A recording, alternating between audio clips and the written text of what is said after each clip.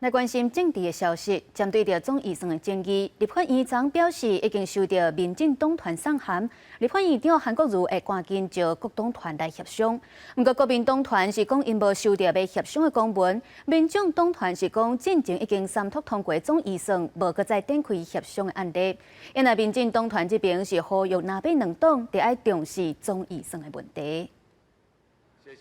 114年中政府年度总预算难题歹解，那总统赖清德发声，呼吁立法院长韩国瑜赶紧甲行政院长杜英台展开调研协商。13暗时啊，立法院嘛发声明稿表示，已经有收到民进党团来批，会邀集各党团来召开协商。总预算就是现在人民发动罢免潮的因。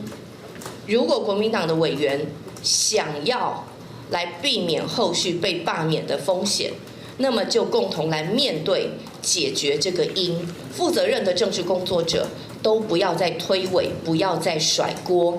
针对总预算13，行政院长杜英台已经甲立法院长韩国瑜会面讨论。行政院嘛列出总预算案，拢总有12项困难的所在，包含删减总数、无宣读，而且到未罢，国家真侪项冻结案改动条件有困难等。即马都听候立法院长韩国瑜要求各党团协商了后，是毋是当打破总预算的难题？我们并没有收到 相关的要在协商的任何的公文，三读通过的总预算，那在送出之前说再透过朝野协商，然后做什么样的更动啊？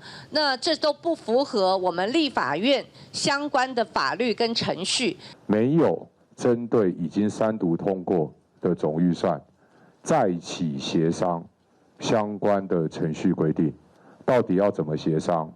要协商什么？我们非常的困惑。因为行政院长杜英台呼吁立法院考虑接受复议案，不过立法院长韩国瑜认为应该改用对加减预算方式处理。总预算本来预定14送到行政院，到听候韩国瑜甲各党团协商了后，送出前是毋是会当阁找到解放？公司新闻采访报道。